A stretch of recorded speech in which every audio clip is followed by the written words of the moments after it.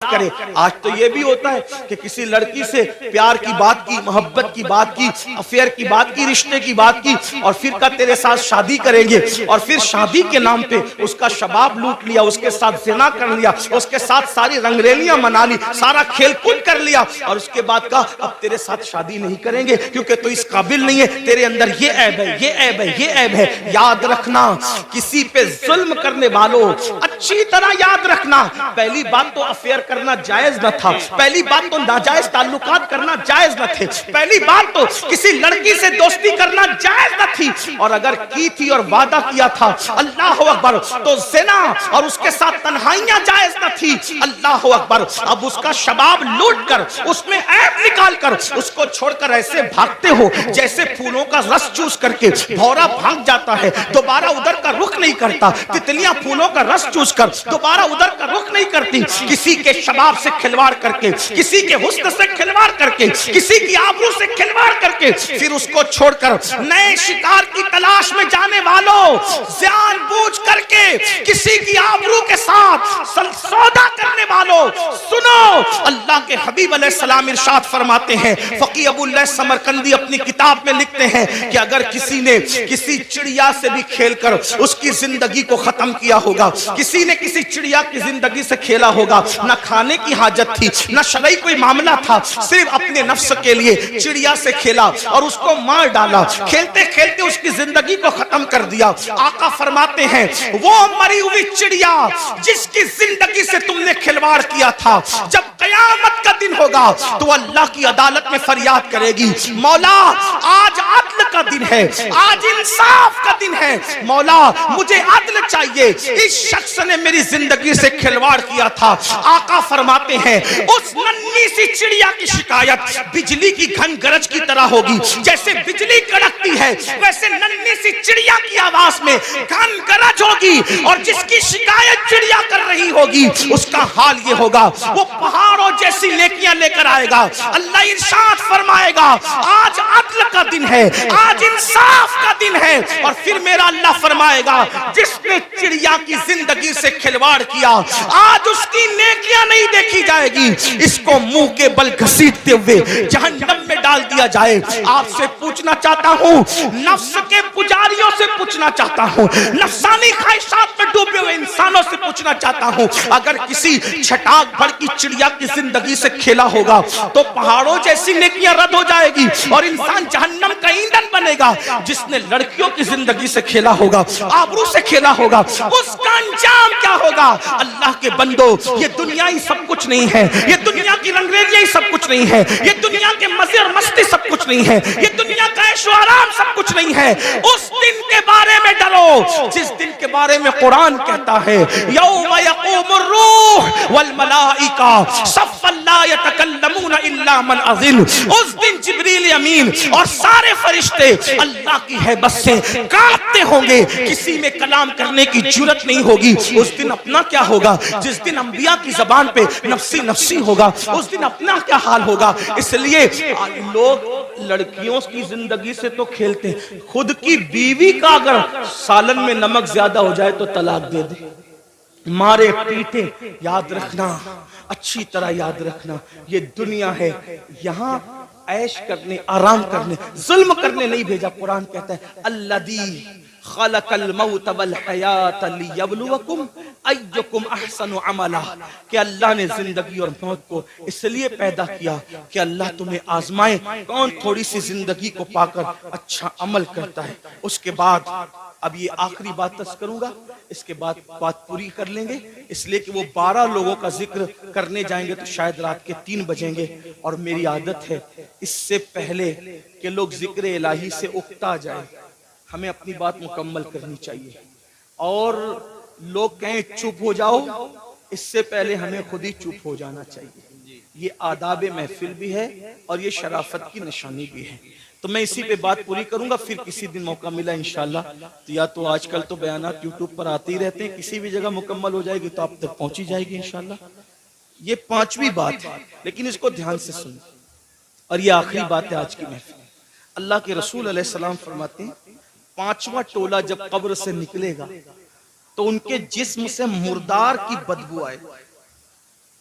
मुर्दार की बदबू, और वो मुर्दार की बदबू लेकर के अपने कब्र से उठेंगे। साहबा ने पूछा हुजूर वो कौन होंगे? आका फरमाते वो लोग होंगे जो दुनिया में छुप छुप कर गुनाह करते, तन्हाई में गुनाह करते, पोशीदा तौर पे गुनाह करते, लोगों के सामने नेकियां और तन्हाई में गुनाह। ऐसे लोगों के लिए अल्लाह फरमाता है जो लोगों के सामने नेकी करके तन्हाई में गुनाह करें, मैं उनके साथ ऐलाने जंग करता हूं। और दूसरी हदीस में आता है कि हबाअम मंसूरा की तफसीर करते हुए अल्लाह के रसूल ने खुद फरमाया, आका फरमाते हैं, साहबा ने पूछा हुजूर ये हबाअम मंसूरा का मतलब क्या है? कि अल्लाह उनकी नेकियों को जर्रे की तरह बिखेर देगा। तो आका फरमाते हैं जो तन्हाइयों में गुनाह करते थे अल्लाह उनकी नेकियों को ऐसे बिखेर देगा जैसे रोजोन के जर्रात होते हैं जो सिर्फ धूप में नजर आते हैं, इतने बारीक कर देगा अल्लाह, यानी इतनी बेवकूफ हो जाएगी उनकी नेकियां कि अल्लाह ताला उनके जर्रे जर्रे कर देगा, उनकी नेकी कोई काम की नहीं होगी। और अल्लाह पाक उनकी नेकियों को रद्द फरमाएगा। वल आक़िबतु लिल मुत्तकीन, आखिरत तो मुत्तकियों के लिए है। इस सिलसिले में हजरत ज़ैद एक बात बयान करते, फरमाते हैं मैं कब्रिस्तान गया, जब कब्रिस्तान पहुंचा तो एक दरख्त को टेक लगाकर मैं बैठ गया, इसलिए कि मैं चाहता था कि कब्रों को देख करके इबरत हासिल करूं। ऐसे ही मैं टेक लगा के बैठ गया तो मैंने क्या देखा, मेरी आंख लग गई। आंख लगी तो दिल की आंखें बेदार हुई। मैंने ख्वाब देखा कि लोग अपनी अपनी कब्रों से उठ रहे हैं, किसी के उजले लिबास है, किसी के मैले लिबास है, कोई कैसा है कोई कैसा है। लेकिन एक शख्स को मैंने देखा जब वो उसकी कब्र से उठा, उसकी कब्र से तो एक आसमान से आग की चैन जंजीर आई और उसके हलक में डाली गई, और वो उसके हलक से गुजरते हुए पेट, और पेट के बाद फिर नीचे के मकाम से वो जंजीर निकल गई, और वो चीख रहा था, चिल्ला रहा था, और चीखते चिल्लाते कहता था मुझ पर ये क्या अज़ाब हो रहा है? क्या मैं नमाज नहीं पढ़ता था? क्या मैं रोजा नहीं रखता था? क्या मैं रमजान शरीफ के रोजे नहीं रखता था? क्या मैंने हज नहीं किया था? क्या मैंने उम्रे नहीं किए थे? क्या मैंने सदका नहीं दिया था? क्या मैंने ज़कात नहीं दी थी? क्या मैं फला नेक काम नहीं करता था? गर्ज के वो अपनी सारी नेकियों को गिनाएगा गिनाएगा गिनाएगा। इसका मतलब वो गुनहगार नहीं था, वो नेकोकार था, इसलिए वो वहां भी नेकियों को गिनाएगा। हजरत ज़ैद कहते हैं जब वो अपनी नेकियों को गिना रहा था तो गैब से आवाज आई, बंदे तू सारी नेकियां करता था, लेकिन जब तू अकेले में और तन्हाई में होता था तब तू गुनाह करता था, अल्लाह से नहीं डरता था। तो जिसने तन्हाई के अंदर गुनाह किया अल्लाह ने उसकी नेकियों को ज़ाय कर दिया। आपसे पूछता हूँ अल्लाह के बंदो, नरम नरम गद्दों पे लेटकर रात की तन्हाइयों में चार दीवारी में क्या देखते हो? कौन क्या देखता है मुझे नहीं पता, लेकिन अपने आप में डूब करके सोचो, वो गंदी फिल्में, वो गंदे मनाजिर, वो गंदी तस्वीरें रिंद की रिंद रहे, हाथ से जन्नत न गई। जो तन्हाइयों में गुनाह करते हैं और लोगों के सामने नेकियां करते हैं, कब्रों से उठेंगे तो उनके बदन से मुर्दार की बदबू होगी। अल्लाह उनके साथ ऐलाने जंग करता है, उनकी नेकियों को रेत के जर्रों की तरह बिखेर दिया जाएगा। अपने आप पे रहम करो मेरे भाइयों, क़यामत के दिन कौन है अपना सिवाय मुस्तफ़ा जाने रहमत के। सबने सफ़े महशर में ललकार दिया हमको, ऐ बेकसों के आका अब तेरी दुहाई है, एक ही सहारा है। अगर गुनाह कर करके उनका दिल दुखा दिया, उनको नाराज कर दिया, तो बताओ अपना क्या बनेगा। अल्लाह अकबर। मेरे आका मुस्तफ़ा जाने रहमत सल्लल्लाहु अलैहि वसल्लम के दीवानों सैयदना फारूक आजम कहते हैं, लोग छोटे और बड़े गुनाह की बात करते हैं, फारूक आजम फरमाते हैं मैं तो इतना समझता हूँ गुनाह कोई भी करो रसूलुल्लाह के दिल को तकलीफ पहुंचती है, हुजूर का दिल दुखता है। कोई गुनाह करो दिल हुजूर का दुखता है।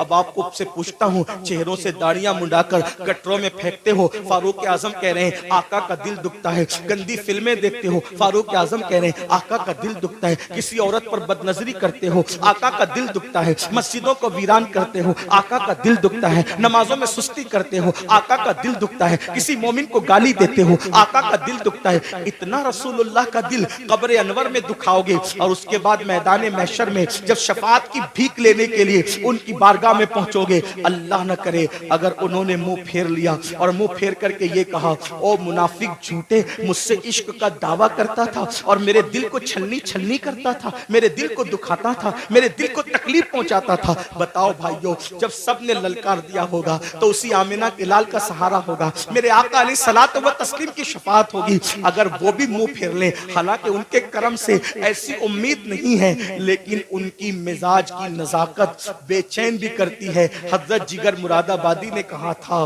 कि इस उम्मत आसी से न मुंह फेर खुदाया, नाजुक है बहुत गैरत सुल्तान मदीना। मेरे आका की गैरत बहुत नाजुक है। कितनी नाजुक है इतना अंदाजा कर ले। एक बार उम्मुल मोमिनीन ने अपने घर के दीवारों पे पर्दे लटका दिए तो आका अलैहिस्सलाम ने चेहरा फेर करके ये फरमाया कि हम दीवारों को कपड़े नहीं पहनाते, महबूबाए महबूब रब्बुल आलमीन अगर दीवारों पे पर्दे लटका दे तो वहां से गैरत की वजह से चेहरा फेर लिया जाता है। इतने जराइम करके, इतने बड़े मुजरिम बनके हुजूर के दरबार में खड़े रहेंगे, अल्लाह अकबर। अगर उनकी गैरत की नजाकत ने मुंह फेर लिया, कहां जाओगे, किसके पास जाओगे, किसके दरवाजे पे दस्तक दोगे? इसलिए आज उनको मनाओ, आज उनको राजी करो, आज उनकी बारगाह में माफी मांगो, उनके वसीले से अल्लाह की बारगाह में तौबा करो, ताकि दुनिया भी संवर जाए, आखिरत भी संवर जाए। अल्लाह पाक की बारगाह में दुआ है कि मेरा अल्लाह सबसे पहले मुझे और आप सबको अमल की तौफीक अता फरमाए। गुफ्तगू के दरमियान अगर कोई गलती हुई